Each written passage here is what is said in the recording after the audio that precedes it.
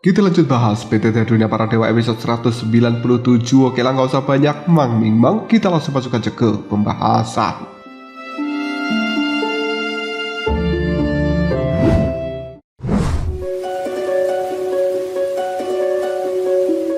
Tempat dari Soyen saat ini yang merupakan tebing begitu sunyi, seolah-olah anak panah beracun yang melewati dirinya tadi hanyalah sebuah ilusi dari mimpi buruk. Dan Soyen tentu saja tahu bahwa ini adalah sebuah kenyataan, bukan sebuah mimpi.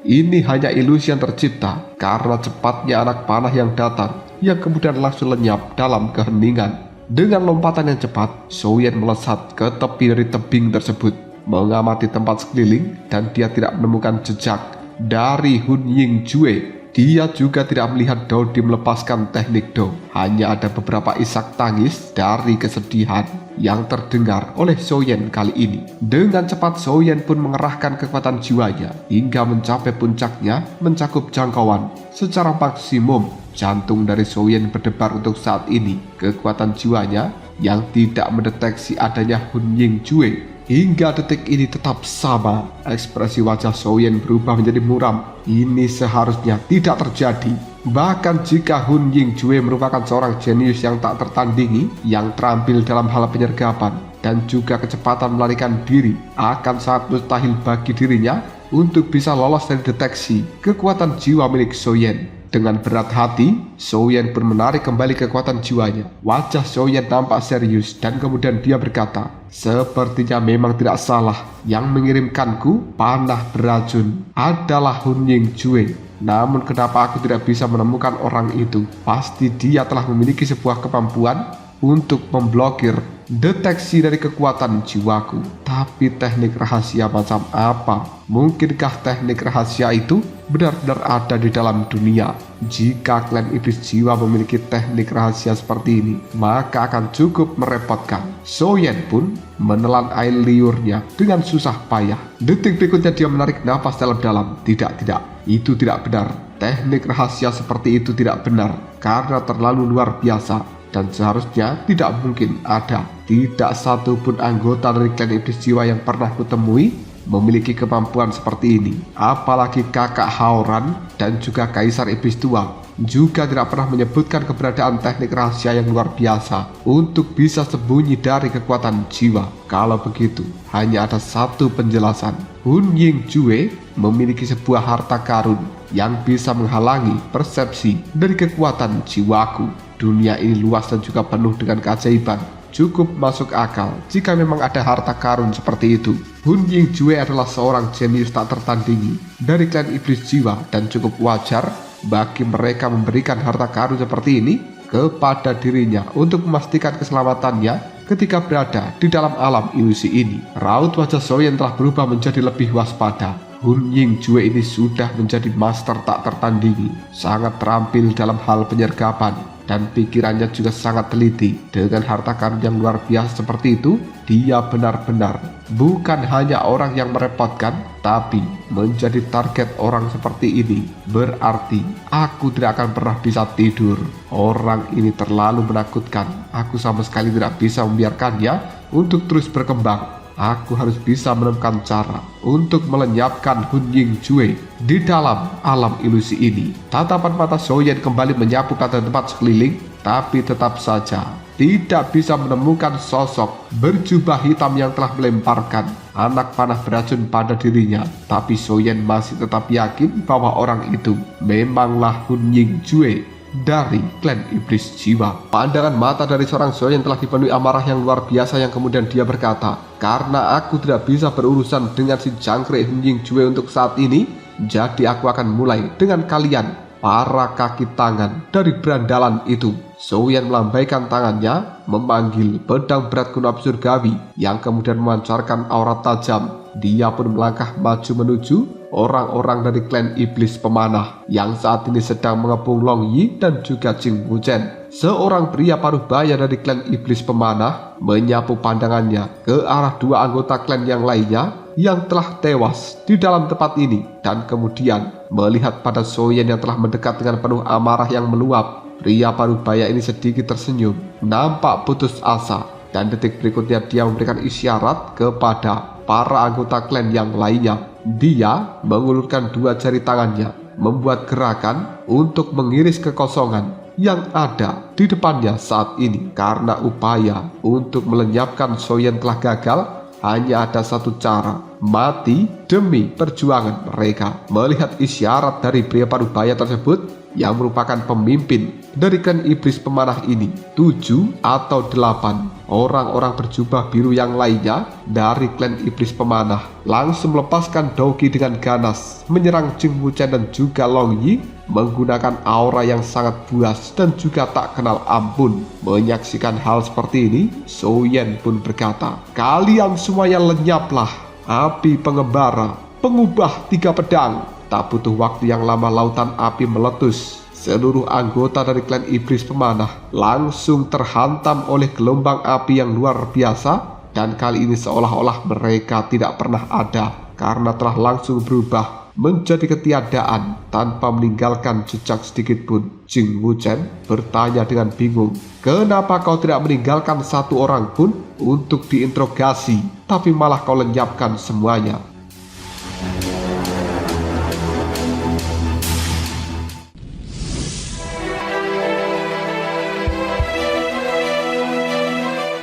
Soyen kemudian menimpali, "Tidak perlu, karena aku sudah bisa memastikan bahwa ini direncanakan oleh klan iblis jiwa, dan aku tahu persis siapa yang telah mengirimkan anak panah beracun berwarna hitam pada diriku yang sampai sedikit menggores leherku ini." Jing Wuchen bertanya, "Siapa itu?" Soyen menjawabnya, "Hun Ying Jue."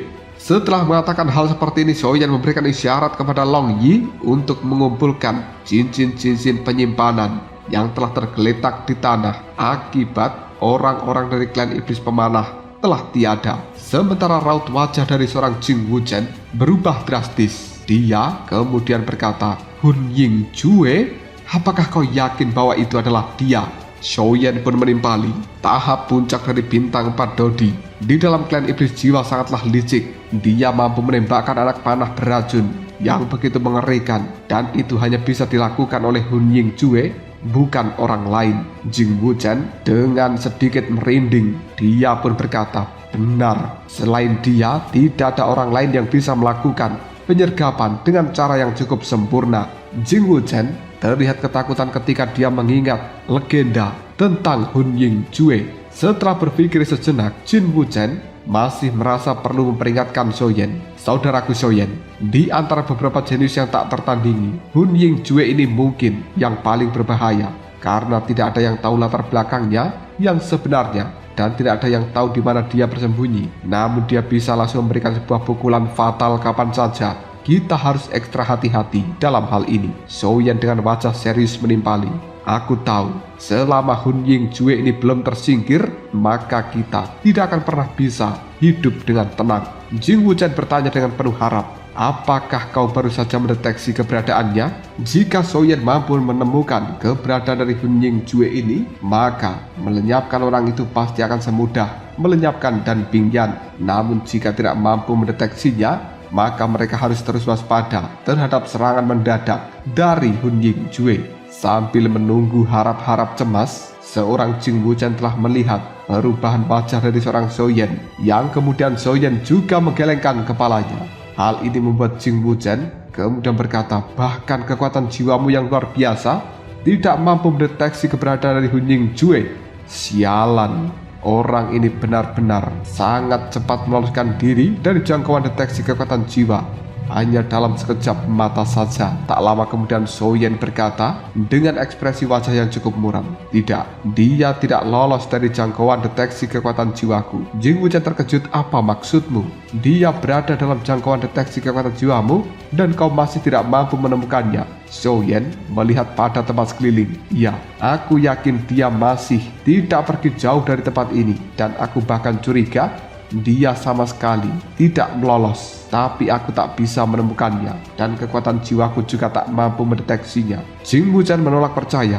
Bagaimana mungkin hal ini terjadi? Zhou Yan dengan waspada dia berkata, aku menduga bahwa dia telah memiliki sebuah harta karun yang bisa menghalangi deteksi kekuatan jiwa. Jing Wuchen dengan mata membelalak. Sial, sebuah harta karun yang menghalangi pendeteksian kekuatan jiwa. Itu berarti dia mungkin berada tepat di dekat dari kita sekarang. Mata Long Yi juga membelalak dan kemudian dia mengatakan, harta karun yang bisa memblokir kekuatan jiwa, itu hal yang bagus. Zhou Yan menganggukkan kepalanya dan detik berikutnya dia melihat kekhawatiran Jing Wuchen sambil berkata, tapi tenanglah, tidak apa-apa. Para jenius tak tertandingi memang memiliki kesombongannya sendiri. Sepertinya dia hanya mengincar aku. Dari serangkaian serangan mendadak barusan, jelas tidak ada rencana untuk menargetkan kalian berdua. Long Yi mendengus dingin.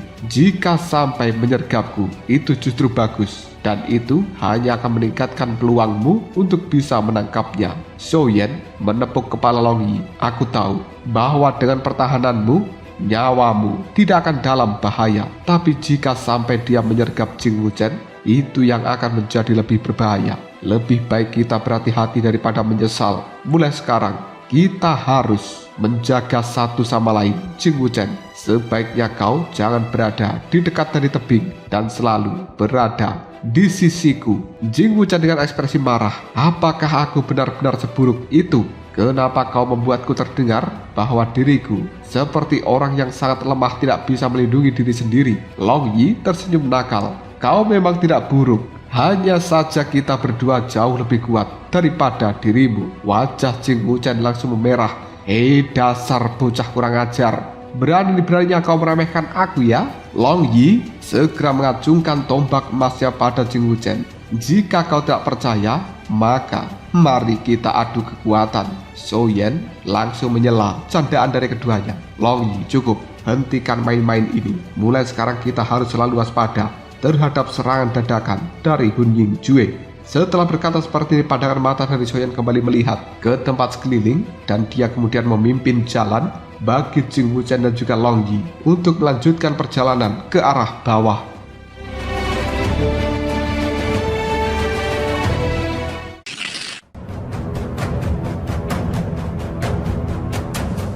Tak lama setelah Zhou Yan dan juga keduanya pergi, di sudut tersembunyi dari tebing, sebuah bayangan hitam tiba-tiba muncul dari balik batu. Sosok ini benar-benar terbungkus oleh jubah hitam dari ujung kepala sampai ujung kaki. Bahkan wajahnya juga tidak terlihat, hanya sepasang mata yang terlihat dari balik topengnya berkilauan dengan ketajaman yang luar biasa, karena dia memanglah Hun Ying-jue. Hun Ying-jue kemudian sedikit tersenyum sambil berkata, aku tidak menyangka rencana dan juga perhitungan telitiku benar-benar dirusak olehnya.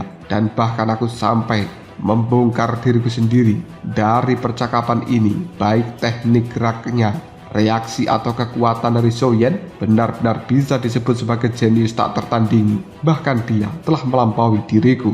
Namun semakin kuat mangsanya, semakin menarik perburuannya. Zhou Yan, nyawamu adalah milikku dan Hun Ying-jue akan mengklaimnya.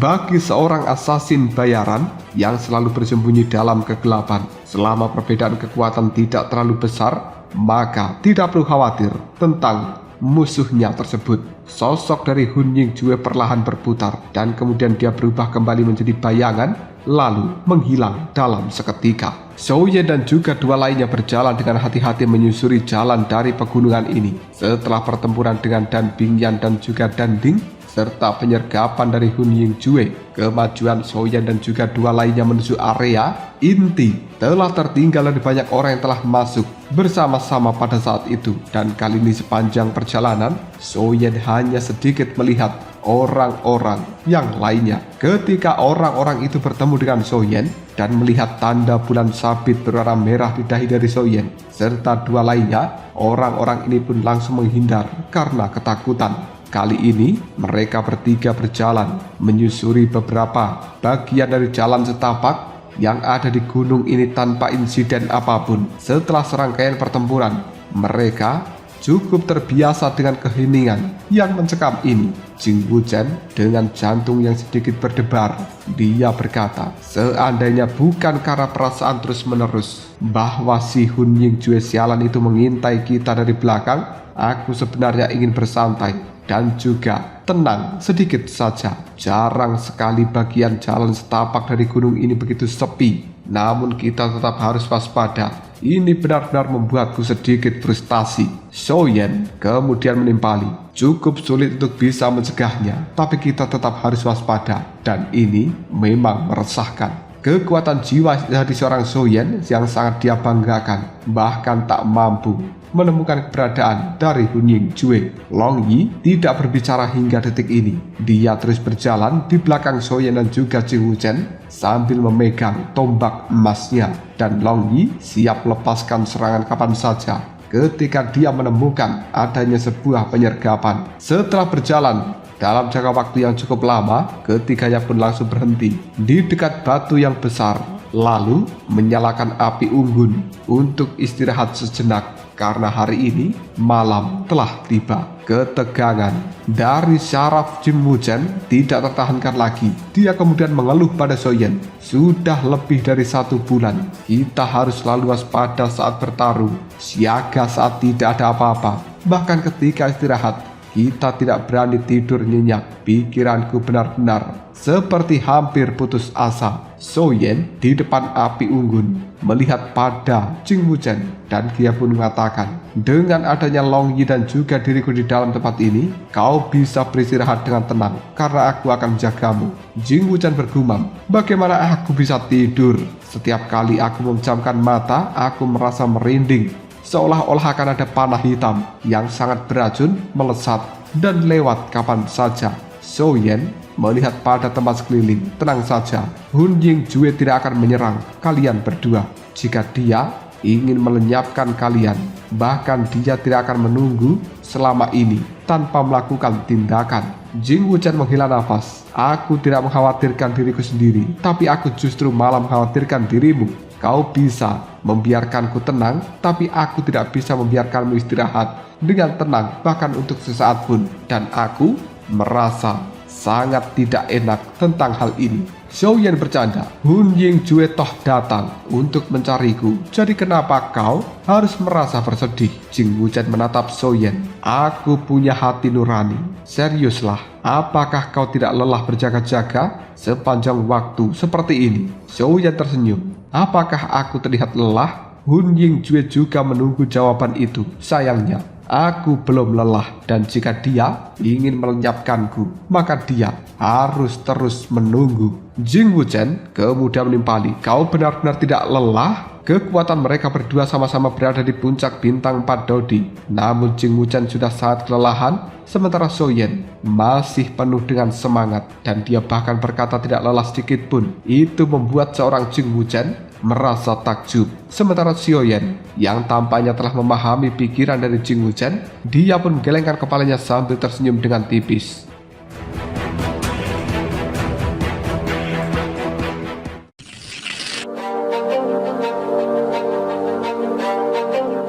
Jing Wuchen terdiam sejenak, lalu dia mengatakan, tapi ini akan menunda perjalanan kita. Meskipun perbedaan siang dan malam di dalam tempat ini tidak signifikan dan selalu lebih gelap di malam hari, yang akan berdampak cukup besar pada penglihatan kita semuanya. Kita harus memperlambat langkah di malam hari. Jika ini terus berlanjut, kapan kita akan bisa memasuki bagian inti dari alam ilusi ini? Xiaoyan kemudian berkata, bergerak lebih lambat juga ada keuntungannya. Kita bisa mencurahkan lebih banyak energi untuk berjaga-jaga terhadap sebuah serangan mendadak dari Hun Ying-jue. Lagi pula, kita bisa menghindari orang gila itu untuk sementara waktu, dan ini juga bukan hal yang buruk. Jing Wuchen menatap Xiaoyan kebingungan. Bukankah kau bilang bahwa pertempuran bisa mengasah kemampuan seseorang? Tapi kenapa kau harus menghindar seperti ini? Xiaoyan pun berkata, aku menemukan bahwa bertarung melawan para jenius tak tertandingi bisa sangat merangsang potensiku. Setelah pertempuran dengan Dan Bingyan, aku mendapatkan sebuah wawasan baru tentang kekuatan jiwa, dan aku jauh lebih dekat dengan alam yang ingin aku capai. Kurasa terobosanku tinggal di depan mata. Saat sedang dimata-matai oleh musuh yang kuat, aku tak ingin terganggu. Mungkin karena itulah aku tidak terlalu tertarik untuk mengejar Hun Ying-jue saat ini, yang tanpa dikejar pun mungkin dia akan datang kapan saja. Jing Wuchen melihat pada Soyen lalu berkata, "Lalu kenapa kau menyalakan api unggun? Apakah kau takut kedinginan?" Soyen menggelengkan kepalanya. "Aku menyalakan api unggun ini adalah untuk memberitahu Hun Ying-jue bahwa aku ada di tempat ini dan dia tidak akan membiarkanku beristirahat. Jadi aku juga tidak akan membiarkan dia beristirahat. Aku yakin dia pasti tidak akan pernah melewatkan kesempatan ini untuk mengamati kita dan pasti akan memusatkan perhatiannya kepada kita bertiga." Jing Wuchen berkata, "Maksudmu membiarkan dia mengawasi kita dengan cermat? Kau benar-benar mempertaruhkan nyawamu." Soyen segera berkata, "Kurasa dia sudah cukup melihat pertempuran kita di siang hari. Kalau begitu, aku akan memberikannya sebuah kesempatan untuk mengamati kita lebih dekat di malam hari, dan kuharap itu akan membuatnya merasa lebih percaya diri dan dia akan lebih cepat keluar dari tempat persembunyian." Jing Wuchen matanya terbelalak. "Soyen, apakah kau menyebut ini terampil dan juga berani?" Soyen tersenyum. "Aku lebih menyebutnya dengan keadaan terpaksa." "Sudahlah, mungkin sudah cukup istirahatnya. Mari kita lanjutkan perjalanan." Setelah berkata seperti ini, Soyen segera memimpin jalan. Namun Hun Ying-jue tampaknya telah menghilang tanpa jejak dan tidak pernah muncul lagi selama kurun waktu ini. Jing Wuchen telah memegang pisau terbangnya dan kemudian dia bertanya pada Soyen, "Saudara Soyen, menurutmu mungkinkah Hun Ying-jue menyadari bahwa dia tidak punya pilihan lain dan pada akhirnya pergi tidak menargetkan kita lagi?" Soyen pun melihat ke arah depan dan kemudian dia mengatakan, "Seseorang yang mudah menyerah tidak akan pernah menjadi seorang jenius yang tak tertandingi. Mungkin Hun Ying-jue menunggu sampai aku gelisah, sampai kondisi mentalku terganggu, sampai aku kelelahan, sehingga dia bisa muncul langsung memberikan pukulan yang fatal. Sekalipun dia tak bisa melenyapkanku, tapi dia pasti akan bisa meninggalkan sebuah rintangan mental untuk terobosan masa depanku. Orang ini benar-benar memiliki sebuah rencana yang bagus. Dan sebenarnya dengan kita bertiga bersama-sama, dengan kekuatanku dan juga pertahanan Long Yi, kita tidak perlu memusatkan seluruh perhatian pada Hun Ying-jue. Namun kita masih tetap harus berhati-hati." Setelah berkata seperti ini, ketiganya pun mempercepat langkahnya dan mereka semakin dekat dengan bagian inti dari alam ilusi. Setelah melewati beberapa jalan setapak dari gunung ini, pandangan mata Soyen dan juga dua lainnya memandang pada kejauhan. Di tempat itu ada sebuah pohon yang telah diselimuti oleh kabut tipis berwarna hijau gelap. Namun semakin mereka dekat dengan pohon itu dan juga semakin dekat pada area inti dari alam ilusi ini, semakin banyak pertempuran yang telah terjadi dan tampaknya banyak orang memang sengaja menunggu di dekat pintu masuk dari bagian inti, berharap bisa melenyapkan lebih banyak orang supaya mereka lebih banyak mendapatkan penghargaan sebelum masuk ke area inti tersebut. Tak lama kemudian Soyen melihat ada seseorang yang telah menyerbu ke arahnya. Hal ini membuat Soyen menyipitkan matanya sambil berkata, "Sialan, kau salah target." Pada akhirnya Soyen memimpin maju untuk melakukan penyerbuan. Pedang berat kuno api surgawi melesat di udara. Para dodi yang telah menyerbu tak sempat bereaksi. Mereka langsung terhantam oleh pedang berat kuno api surgawi yang kemudian lenyap begitu saja. Langkah Soyen tidak goyah. Dia kemudian menjentikkan jarinya sambil mengayunkan kembali pedang berat kuno api surgawi, membuat banyak orang-orang dodi juga langsung terlempar. Tubuh mereka berguling-guling dengan kekuatan hantaman yang dahsyat. Cairan merah langsung merembes keluar dari dalam tubuh mereka. Dan detik berikutnya, mata dari orang yang telah terkena hantaman pedang berat kuno api surgawi langsung meredup. Mereka tewas untuk saat ini.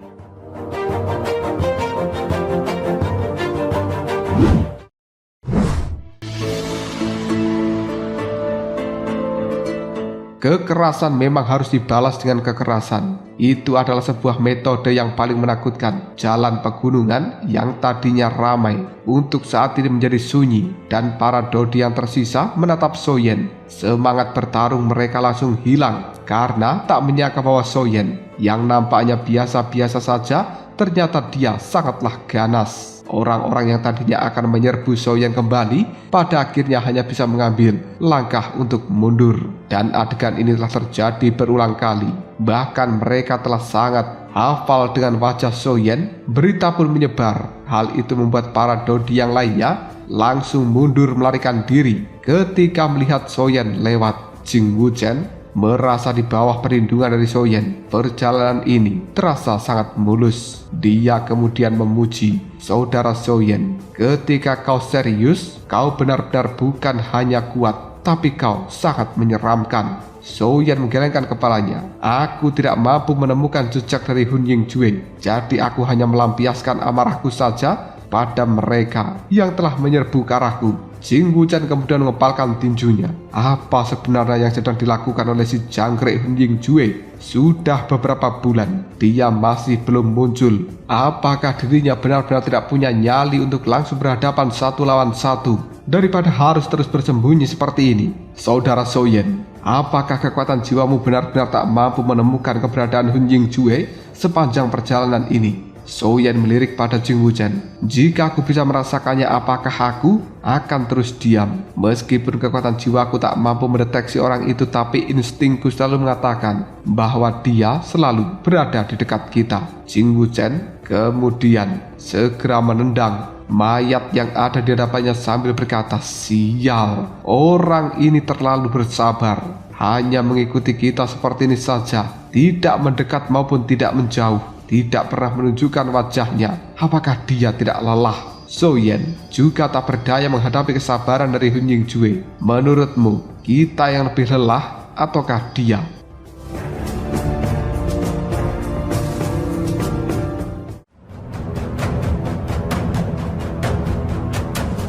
Lalu, apakah yang akan terjadi selanjutnya? Mungkinkah Hun Yingjue akan segera menampakkan dirinya untuk langsung menyelesaikan permasalahan ini dengan Soyen? Jika kalian penasaran, tunggu aja jawabannya di next video. Ngobrol Sob.